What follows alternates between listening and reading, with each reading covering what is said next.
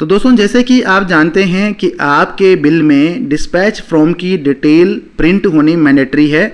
अगर आपका गुड्स आपके रजिस्टर्ड ऑफिस से डिस्पैच ना होके किसी दूसरी लोकेशन से अगर आप डिस्पैच कर रहे हैं, जैसे कि किसी गोडाउन से या किसी ब्रांच से या डायरेक्ट कहीं से किसी पार्टी को आप भेज रहे हैं, तो फिर आपको अपने बिल में डिस्पैच फ्रॉम की डिटेल को प्रिंट करना मैंडेटरी है।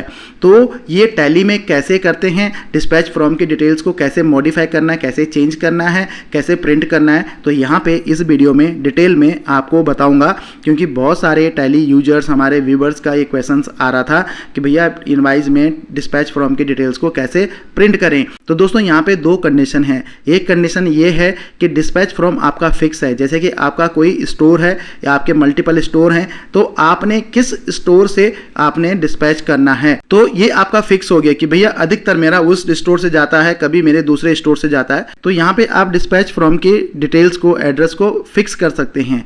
दूसरा कंडीशन क्या है कि कभी मेरे जहां से मैं परचेज करता हूं उसको मैंने बोला कि भैया आप डायरेक्ट मेरे पार्टी के पास से माल पहुंचा दीजिए, तो उस केस में आप पर्टिकुलर एक बिल के लिए कैसे आप चेंज कर सकते हैं वो भी मैं आपको यहां पे डिटेल में बताऊंगा। तो वीडियो पूरी जरूर देखना, कहीं पे भी स्किप मत करना। तो सबसे पहले आपने क्या करना है, यहां पे जो आपके फिक्स गोडाउन है जहां से आप डिस्पैच करते हैं रेगुलरली, तो उसको आपने यहां पे बना देना है, यानी कि उसका मास्टर बना देना है। तो मास्टर कैसे बनाएंगे, तो जैसे कि आप यहाँ पे गेटवे ऑफ टैली में F11 करेंगे और यहाँ पे राइट हैंड साइड में आपके पास एक ऑप्शन आएगा एनेबल मल्टीपल एड्रेसेस, तो इसको आपने यहाँ पे एनेबल कर देना है। जैसे आप एनेबल करेंगे तो प्राइमरी एड्रेस आपका ये हो जाएगा, जो कि आपकी बिलिंग डिटेल्स होती ही हैं, तो ये प्राइमरी है। दूसरा आपने यहाँ पे बना देना है, किसी भी नाम से बना दीजिएगा, अपने स्टोर के नाम से या किसी भी अदर नाम से बना देना, ताकि सिलेक्शन के टाइम पे आपको ये वहाँ पे शो हो। तो जैसे कि मैंने यहाँ पे बनाया डिस्पैच फ्रॉम एड्रेस 1 और इसमें मैंने डिस्पैच फ्रॉम एड्रेस 1 की सारी डिटेल्स डाल दी हैं। ऐसे ही अगर कोई आपका दूसरा, तीसरा, चौथा डिस्पैच फ्रॉम डिटेल्स हैं आपके पास, आपकी मल्टीपल लोकेशंस हैं, तो उन सभी लोकेशंस का आपने यहाँ पे एड्रेस डाल देना है, ताकि आपको बार बार ही एड्रेस डालने की जरूरत ना पड़े। उसके बाद आपने इसको सेव कर देना है। अगर आपने ये ऑप्शन आपने एक बार ही एनेबल कर दिया, तो आप यहाँ पे अल्टर में जाके पे आपने मल्टी एड्रेस टाइप करेंगे, तो यहाँ से भी आप इसको चेंज या नया बना सकते हैं।